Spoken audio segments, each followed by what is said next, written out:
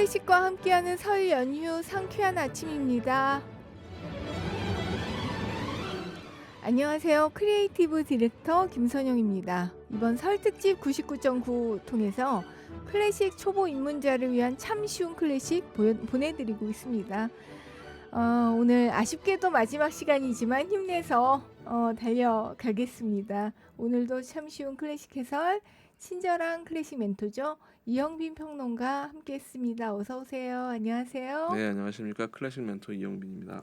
자, 오늘은 다들 기대가 많으실 것 같아요. 클래식 실전편 들어가 보겠습니다. 음악회 가보고 싶은데 망설여진다는 분들 많습니다. 음악 잘 모르는 데 가서 조는 거 아니야? 걱정하시는 분들도 많아요. 박수는 언제 쳐야 되는 거야? 참 그렇죠. 난감한 경우도 있는데 음악회를 즐기는 방법 좀 알려주세요. 네, 조금 요즘에 빚어졌던 약간의 사건에 대한 통렬한 비판, 네. 약간 해고 가야겠습니다. 네.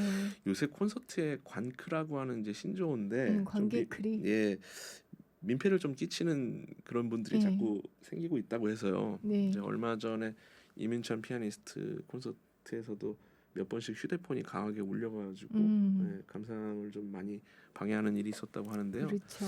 사실 제가 이렇게 좀 정리를 해보니까 이렇더라고요. 휴대폰만이 문제가 아니고요. 옷 부스럭거리는 소리, 그리고 계속 잦게 콜록콜록 기침하는 소리, 이런 것도 이제 굉장히 거슬리거든요. 의자 삐그덕거리는 소리, 예, 그리고 동반자분들하고 이렇게 자꾸 이제 속삭이는 소리들.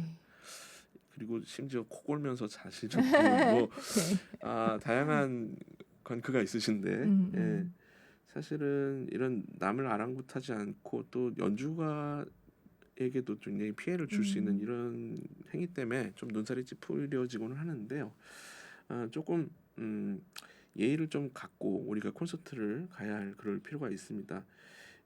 박수 얘기하셨는데요. 이 클래식 공연은 이 박수를 치면서 들을 때 감흥이 샘솟는 뭐 그런 대중음악 공연하고 좀 다르기 때문에 이 박수를 적절한 시기에 쳐야 된다라는 건 그것이 굉장히 좀 중요합니다. 예를 들어서 그 프로그램을 보셨을 때요.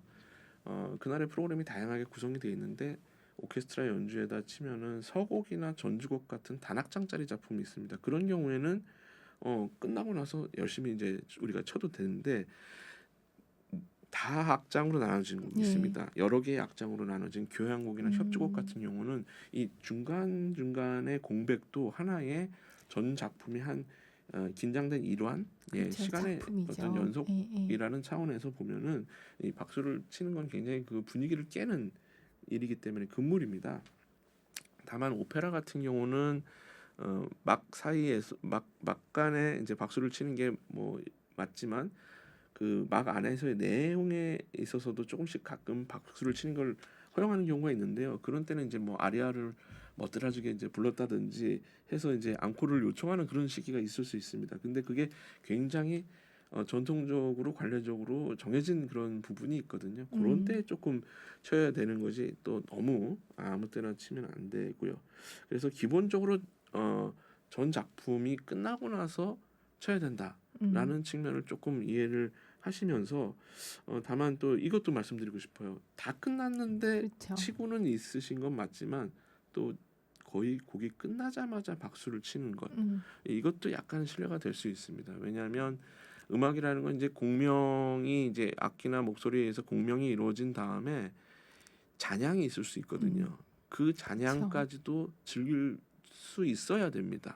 또 음악의 여운도 좀 그렇습니다. 그 느껴야 잔향의 하니까. 떨림이 완전히 사라지고 나서 박수를 치는 게 맞고요.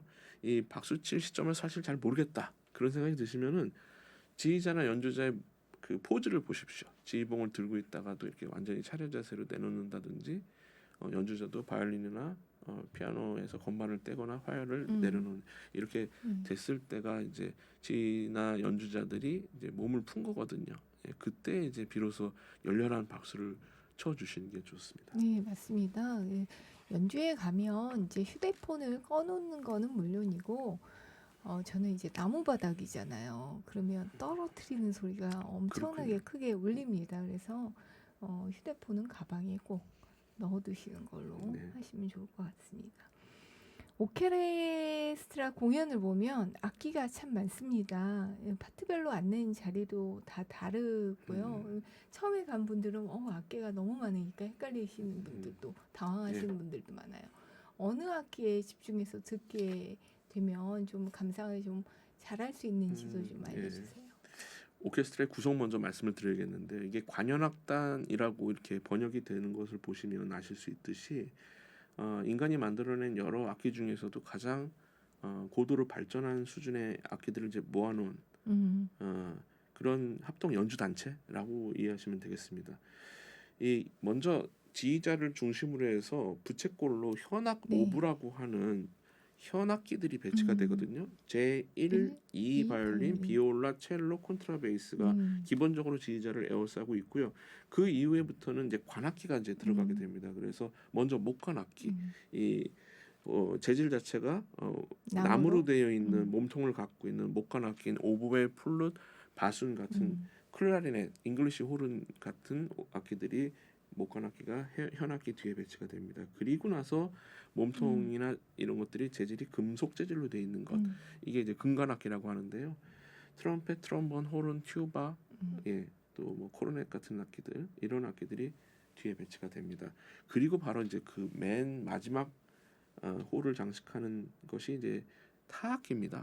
그래서 팀판이나 작은 북이라고 하는 스네어 드럼, 큰 북, 징이라고도 하죠. 탐탐, 실로폰, 그리고 심벌즈, 트라이앵글, 심지어 캐스터네츠나 마림바, 튜블러벨 뭐 이런 것까지를 합쳐서 이제 타악기가 이렇게 배치가 되는 경우가 있고요.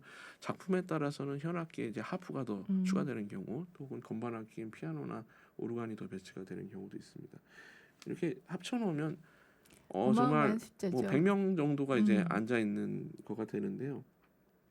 이 악기들이 서로 어떻게 교감하고 어우러지는지를 잘 이제 묘미를 살펴보는 게 이제 감상하는 입장에서 중요한데 많은 악기가 한꺼번에 울리는 거를 투티라고 합니다. 총주라고 하는데 그런 부분의 묘미를 느껴서 굉장히 웅장하기 때문에 그런 것 때문에 이제 관객 입장에서는 이제 인상적인 부분이 되겠지만은 이 현악기만으로 연주를 하는 과정에서 그 포근한 느낌이랄지 관악기들 특히 오보에나 플룻 같은 것이 솔로 연주를 했을 때 그 다채로운 감미로운 또 느낌 이런 것들을 좀 구분해서 느끼실 수 있다면은 이 음악의 파노라마 같은 이 교향악을 잘 이해하실 수 있을 거라고 그런 생각이 됩니다.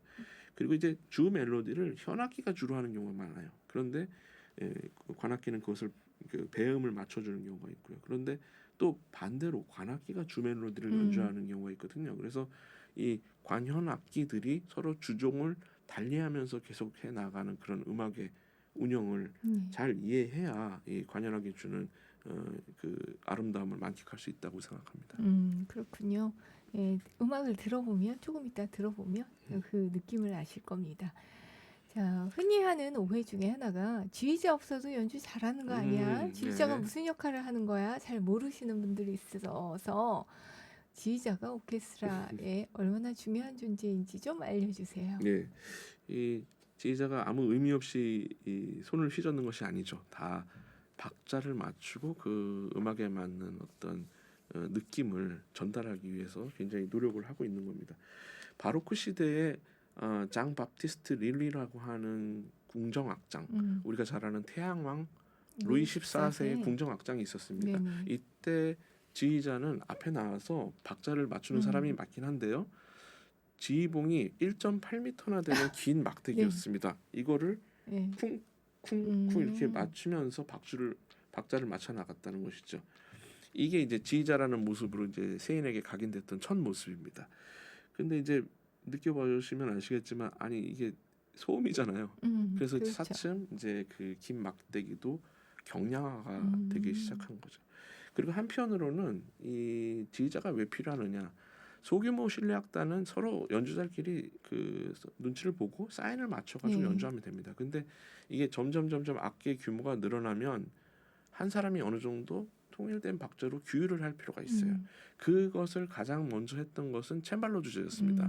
챈발로 주자가 자기가 치면서 피아노 같은 예, 피아노의 현악기들을 전신. 이렇게 저렇게 하라고 하는 이 코치를 했던 거죠. 그러다가 더 악기가 관현악단이 커지면서 챈발로 주자는 아예 독립적으로 지휘를 하는 사람이 돼버렸고 음, 챈발로는 그 오케스트라에서 아예 네, 빠져버린 거죠.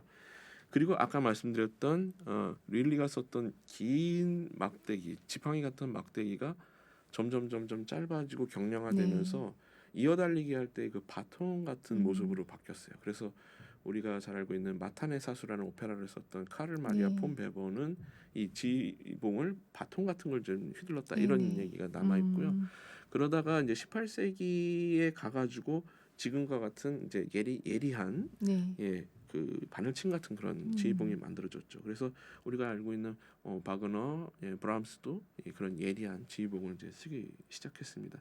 아무래도 이 지휘봉이 있으면요, 이 악단원들에게 이 적절한 타이밍과 박자를 알려주기에 좀 용이합니다. 음, 근데 이제 지휘봉에 따라서도 이제 특징이 있는데요. 긴 지휘봉은 좀 스케일이 큰 관현악단을 연주하는 데 네, 네, 좋고요. 짧은 지휘봉은 이 디테일한 요소를 음, 잘 연주할 때 네, 네, 필요로 하는 그런 스타일이라고 합니다. 뭐 게르기예프 같은 지휘자는 네, 너무 이쑤시개 짧아서, 네, 같은 지휘봉을 쓰고요. 카라얀이나 음, 뭐 주빈 메타 또 로리 마젤 같은 지휘자들은 되게 좀 긴 지휘봉을 네, 선호합니다. 어쨌든 지휘자는 오케스트라에서는 없어서는 안 될 음, 존재고요. 사실은 악보만 이렇게 열심히 보고 연주하는 것 같잖아요, 연주자들. 그게 아닙니다. 음, 이미 리허설 때 맞춰놨기 때문에 지휘자가 어떤 그렇죠, 식으로 해야 될지에 대한 해석은 음, 다 몸으로 알고 있는 거고 실제 연주에 가서는 악보와 지휘자를 서로 살펴가면서 연주를 하기 위해서 노력을 하고 있는 음, 것이라는 거죠. 네. 얼마 전에 작곡했던 오자와 세이지 같은 예, 경우에는 말년에 맨손으로 지휘를 했던 걸로 기억이 네네네. 됩니다. 예, 예, 예.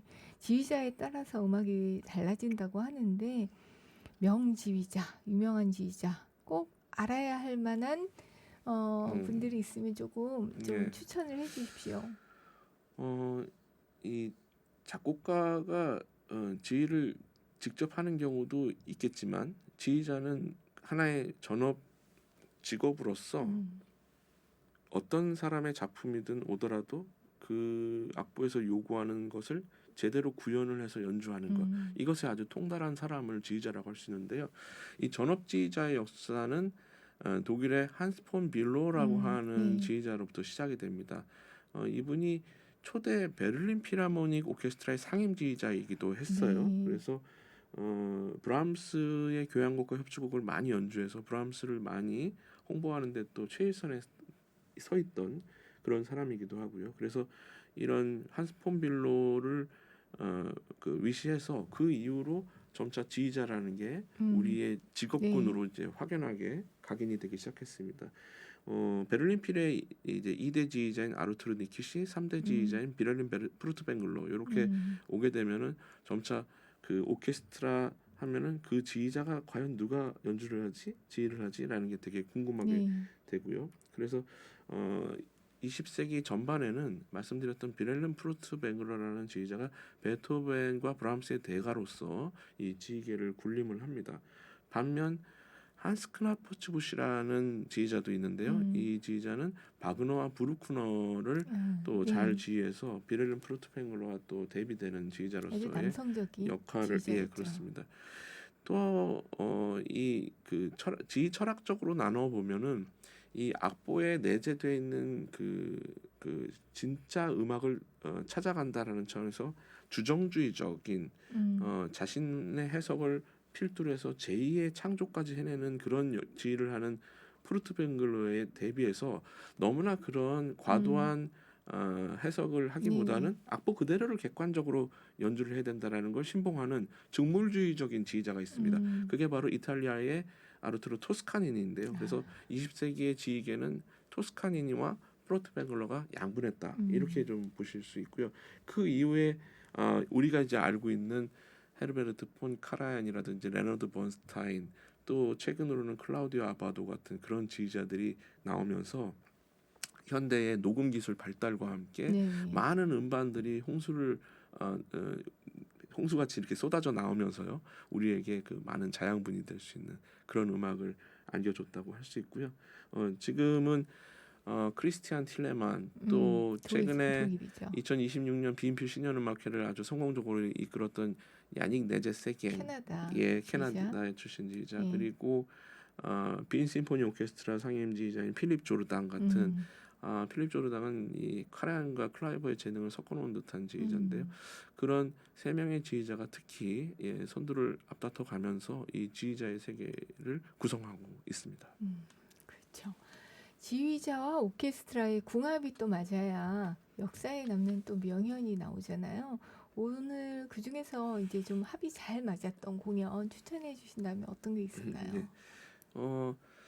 1955년부터 89년도까지 카레안이 제4대 베를린필 상임지휘자를 종신으로서 거의 이제 맡았었다가 작고한 이후에 제4대 상임지휘자가 된 클라우디오 아바도라는 이탈리아 출신 지휘자가 베를린필과 가장 궁합이 맞았던 90년대 후반대의 음반을 한번 소개시켜 드릴까 하는데요. 클라우디오 아바도는 2014년에 이제 81세를 일기로 영면을 했습니다만 그가 같은 어떤 그런 예술적 신념이나 민주적 소통, 리더십 뭐 이런 것들이 우리에게도 좀 가장 많은 영향력을 주고 있는 그런 지휘자인데 아바도가 지휘하는 베를린필의 연주로 차이콥스키의 슬라브 행진곡 들어보시도록 하겠습니다.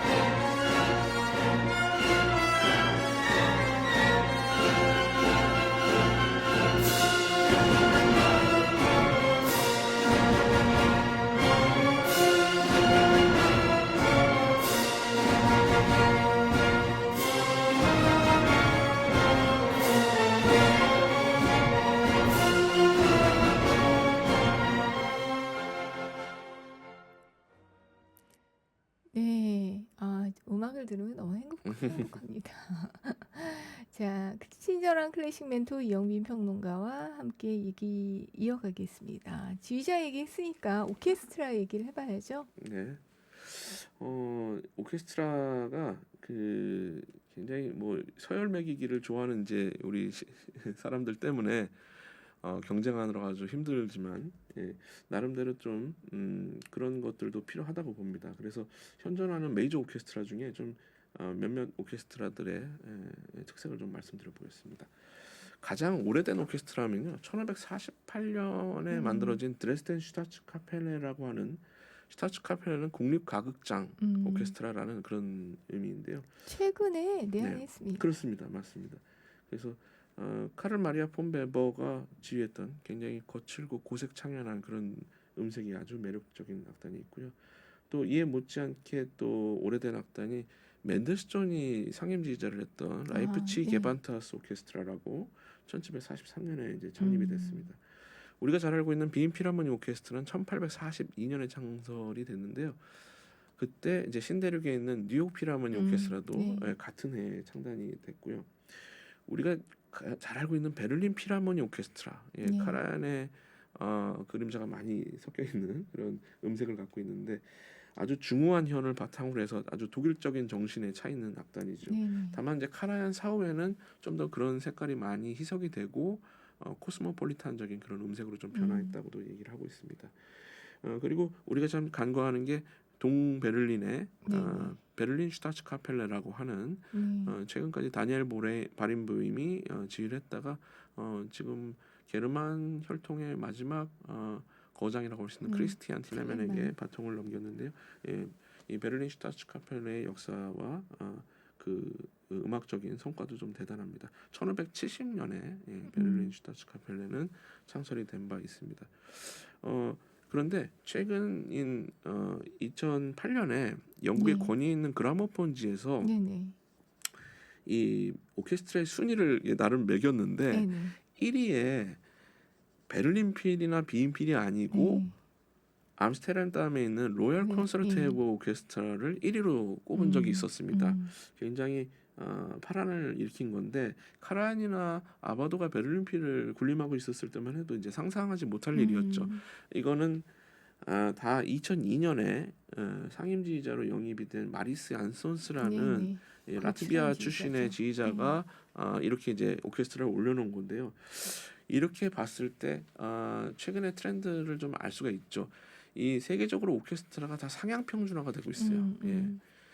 그런데 그러다 보니까 이 실력이 비슷한 가운데 과연 누가 상임지휘자로 올 것이냐가 굉장히 큰 이슈가 됩니다. 그리고 그거에 따라서 오케스트라의 명성과 판도가 달라지고 있는 게 현실이거든요. 그래서 그런 걸 봤을 때 우리나라의 대표적인 오케스트라인 또 KBS 교향악단에 최근에 이제 정명훈 선생이 상임지휘자가 됐다고 하는데 이것들도 오케스트라 중흥을 위해서 굉장히 중요한 사건이라고 보고요.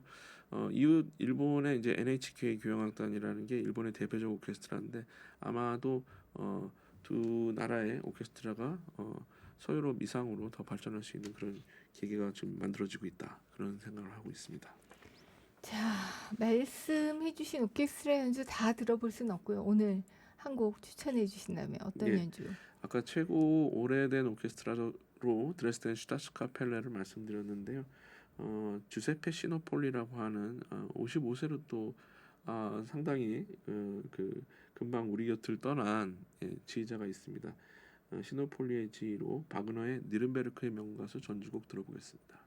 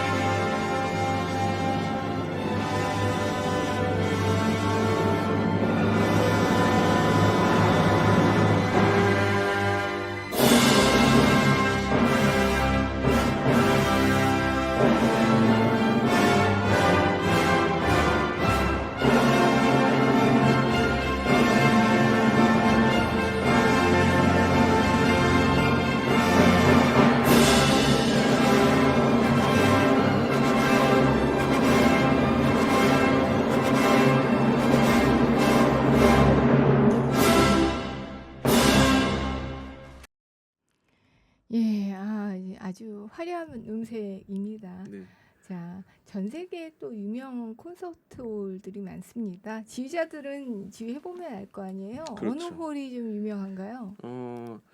이 지휘자와 오케스트라와 함께 세 박자가 맞아야지 정말 걸출한 음반을 우리가 얻을 수 있습니다. 네네. 바로 오케스트라 홀이죠. 예. 그래서 가장 유명한 홀들은 여러 군데가 있습니다만 두 가지 타입으로 나눌 수 있어요. 쇼박스 홀이라고 해가지고 구두 상자처럼 직육면체로 되어 있는 홀, 아니면 비냐드 스타일이라고 해서 포도밭처럼 되어 있는 최신 유행하고 있는 그런 홀들이 있는데, 전자는 바로 비엔나 필하모니 오케스트라가 본거지로 하고 있는 무직페라인 자리라고 하는 무직페라인 골든 자리라고 하는 황금홀입니다. 빈필의 음향은 뭐 홀빨이라고 할 정도로 예, 그렇죠. 이 너무나 홀의 아름답죠. 음향이 정말 아름답다라는 것을 잘 알 수가 있고요. 암스테르담의 로얄 콘세르토 오이브 오케스트라의 홀이랄지 보스턴 심포니 홀도 바로 이제 쇼박스 형태입니다. 그리고 비냐드 스타일이 이제 또 최근에 가장 각광받고 있는 음악 홀인데, 이 베를린 필하모니 홀 1963년에 만들어졌는데, 예, 그곳하고 도쿄에 있는 선토리 홀이라고 하는 곳이 이 같은 이 비냐드 스타일의 거의 시초에 해당한다고 볼 수 있습니다. 그리고 최근에 완성한 함부르크의 엘프 필하모니 홀도 아주 그 비냐드 스타일로 만들어져서 어느 객석에서나 명료한 소리, 풍부한 울림으로 감상할 수 있다는 점에서 음의 민주화를 구현했다, 이렇게까지 얘기하고 있는 그런 홀입니다. 우리나라 롯데 콘서트 홀도 예, 비냐드 스타일이고요. 최근에 만들어진 LG 아트센터, 부천 아트센터도 예, 쇼박스보다는 비냐드 스타일에 가까운 홀이라고 볼 수 있습니다. 많은 이야기를 나눴습니다. 1부 여기까지 듣고 2부에서 다시 찾아뵙겠습니다.